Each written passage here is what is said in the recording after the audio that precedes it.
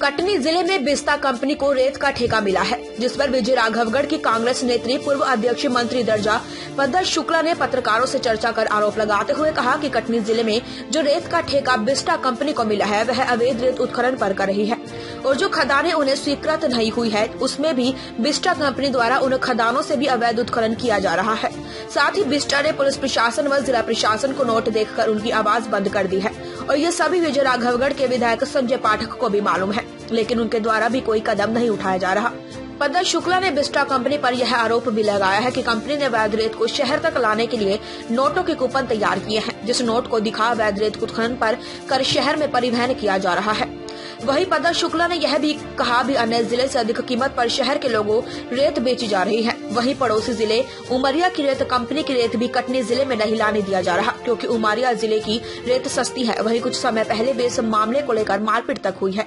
पद्मा शुक्ला ने यह भी बताया कि उन्होंने इसकी शिकायत जिला प्रशासन और पुलिस प्रशासन से कर चुके हैं और यदि कटनी की रेत कंपनी बिस्ता पर कार्रवाई नहीं होती वह उग्र आंदोलन करेंगे। कंपनी के लोगों के गुर्गों के द्वारा उनके जो चलाने वाले बने हुए हैं, साथी हैं, सहभागी हैं, कुछ भी कह सकते हैं हम उन्हें, या वो जो भी कहते हो मुझे नहीं मालूम। तो इस तरह लोगों के साथ अन्याय भी हो रहा है। एनजीटी के नियमों का खुलेआम उल्लंघन हो रहा है।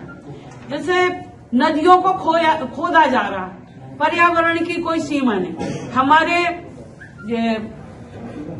नदियों में 3-3, 4-4 मशीनें अभी भी, आप अगर आज भी चले जाएं, जैसे लोहरवाड़ा घाट है, परसवाड़ा घाट है बरी के पास का, छिंदाई पिपरिया है, यहाँ आपको 3-3, 4-4 मशीनें लगी हुई मिलेंगी जो खनन का काम कर रही।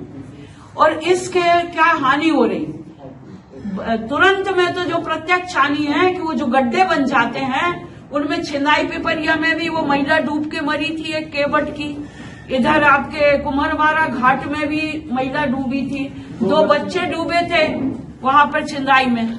तो ये वो जाते हैं नदी में नहाने और गड्ढे में घुस जाते हैं, वो जो मशीनों के द्वारा किए गए। दूसरा नुकसान इससे जो हो रहा है कि जल स्तर कम हो गया है।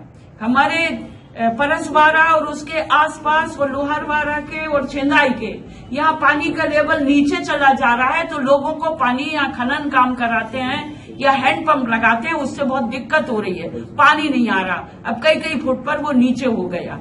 तो एनजीटी के नियमों का भी उल्लंघन हो रहा सरेआम, पर्यावरण को भी प्रदूषित किया जा रहा है वहां पर। तो ये सब धांधलियां जो यहाँ पर चल रही हैं, और इसके बाद भी आप तीसरी और हानि हो रही है कि जितनी सड़कें हैं आप अगर उसका मुआयना करें तो सबकी क्षमता से अधिक भार जाने के कारण वहां सब उधड़ गई हैं, टूट गई हैं, यानी आम लोगों के लायक वो नहीं बची हैं, आम लोगों को उससे परेशानी हो रही है। ये सारी विसंगति कुछ राजनीतिक संरक्षण प्राप्त होने के कारण ये चल रहा है। न प्रशासन की नाक के नीचे ये सब हो रहा है, प्रशासन को भी थोड़ी भी उसकी सुध लेने की आवश्यकता नहीं है। आप लोग भी यही के कटनी दूर नहीं है, विजय राघवगढ़ दूर नहीं है। आपने सुना होगा कि आए दिन, आज से मार्च के पहले समझ लीजिए, आए दिन ओवरलोड, 2 तस्ला अगर ओवरलोड है तो एसडीएम पकड़ लेती थी, माइनिंग वाला नापता था, कहीं तहसीलदार पकड़ लेते थे।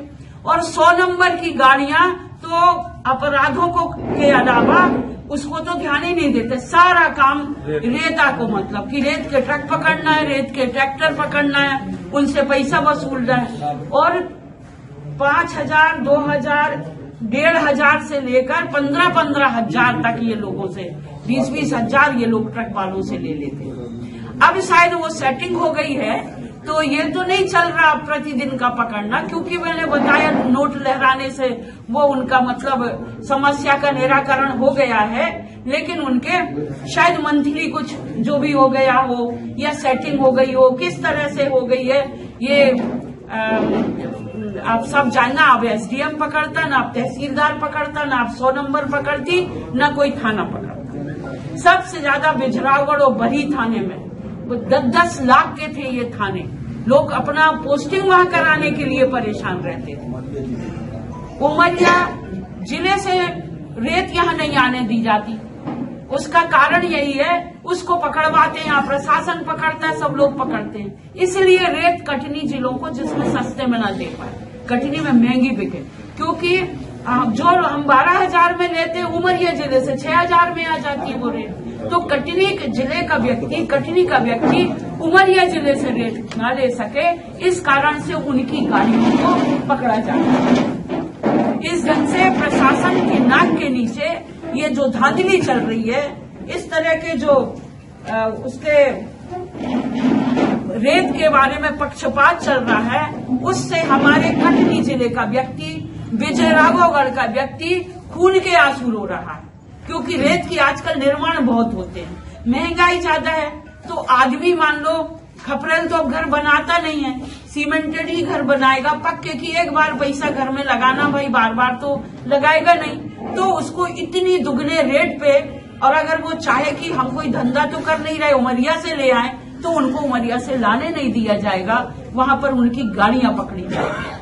प्रशासन को भी हमने ये लिख के दिया हुआ है और उनसे आशा की है कि अगर आप इन मूल्यों पर रोक नहीं लगाते या आप इस पक्षपात को बंद नहीं कराते, तो हम फिर एक जबरदस्त आंदोलन करेंगे। अगर कोई कार्रवाई प्रशासन की ओर से नहीं होती है, तो हम सारे कटनी जिले के लोग रेत के खिलाफ एक जबरदस्त आंदोलन करेंगे, और कार्रवाई कुछ होती है तो हम सबका स्वागत करेंगे कि बहुत अच्छा काम किया आपने, और बिना पक्षपात के किया।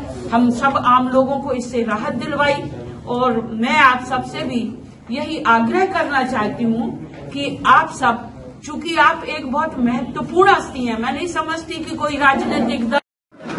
और आपके इलाके में जो है वहाँ पे क्या क्या चीजें हैं वहाँ पे, और किस तरह की चीजें अवैध उत्खनन किया जा रहा है? हमारे यहाँ रेत प्रमुख मतलब वहाँ है, और खनिज में लाइमस्टोन भी है जो माइनिंग विभाग के अंतर्गत आता है। इस समय रेत का पूरी महानदी हमारे यहाँ है, और जो घाट दिए जाते हैं ठेकेदारों को, वो उसके अलावा भी पूरी नदी में कहीं पर भी उत्खनन कर रहे हैं, जो वैध और अवैध दोनों कैटेगरी का हो रहा उत्खनन। और हमारे जिले के लोगों को ज्यादा पैसों में दे रहे हैं, 21,000 में दे रहे हैं हाइबा, और 12,000 में दे रहे हैं डंपर, और दूसरी जगह पर वही 21,000 का 12,000 में दिया जाता है। और जो डंपर हमारे यहाँ 12,000 में यहाँ से दिया जाता है, वो दूसरे जिले के लिए 6,500 में दिया जाता है। यानी हमारे जिले में हम ही से ज्यादा पैसा लिया जा रहा है। हम दूसरे जिले के लोग के जगह से हम रेत नहीं ला सकते, क्योंकि उन दूसरे जिले को कटनी जिले में एंटर नहीं होने दिया जाता। तो इस कारण से हमने ये मुद्दा लिया। दूसरा, नदियों में जो उत्खनन मशीनों द्वारा हो रहा है, और गहरे गहरे गड्ढे बना दिए गए, वहां से लोग बेरोजगार हो रहे हैं, कैजुअलिटी हो रही है, बच्चे उसमें डूब के मर रहे हैं, सड़कों का क्षरण हो रहा है हमारे यहाँ। ये मुद्दा हमने इस बिंदु में लिया है। साथ में ये जो रैंप बनाए हैं वहां पर नदी के अंदर तक गाड़ियां जाने के लिए, और प्रशासन को ये सब कुछ दिखाई नहीं दे रहा है, तो हम ये भी चाहते हैं कि प्रशासन की नाक के नीचे इतना बड़ा रेत का खेल चल रहा है, और इसमें ना प्रशासन के कान में जू रेंग रही है और ना ही उस विभाग के कानों में जू रेंग रही है। उन्हें सिर्फ रॉयल्टी से मतलब। ये किसके संरक्षण में हो रहा है, आप उनको कुछ नाम बता सकती हैं? अब विस्टा कंपनी है, वो ये किस किस की कंपनी है? राजनीतिक संरक्षण हो सकता है, पर्दे के पीछे से सहयोग हो। कौन सी राजनीति, कौन सा संरक्षण? भारतीय जनता पार्टी सरकार का है, हमारे क्षेत्र के जो विधायक हैं उनका है। क्या नाम है उनका? हम विजय राघवगढ़ क्षेत्र के विधायक संजय पाठक हैं। अगर वो चाहें तो इसको तुरंत रुकवा सकते हैं, क्योंकि वो सरकार के बंदे हैं। क्या आपको लगता है कि उनके द्वारा ये संचालित की जा रही है? ये उनके द्वारा संचालित हो रहा नहीं हो रहा मुझे नहीं, लेकिन उनके कर्तव्य और दायित्व में आता है कि वो उसको करें। अब उनके पार्टनरशिप है या नहीं है, उन पेपर चूंकि मेरे पास नहीं है, मुझे नहीं मालूम है, लेकिन कोई अग्रवाल जी कटनी के हैं और वो इतने बेधड़क वहाँ निकाल रहे हैं, तो हमारे विधायक क्या कर रहे हैं? अग्रवाल जी किससे संबंध रखते हैं? क्या वो बीजेपी विधायक से संबंध रखते हैं क्या? अब चूंकि हमसे संपर्क नहीं है, तो ये समझेंगे कि बीजेपी विधायक से संपर्क है उनका, तो बना। अपने आसपास की हर छोटी बड़ी खबर देखने के लिए हमारे चैनल पुलिस ब्यूरोक्रेट्स न्यूज को बेल आइकन दबाकर सब्सक्राइब करें, जिससे आपको हर खबर समय से मिलती रहे। अधिक जानकारी के लिए हमसे संपर्क करें। हमारे कॉन्टैक्ट नंबर हैं 9039011886 एवं 9770229999।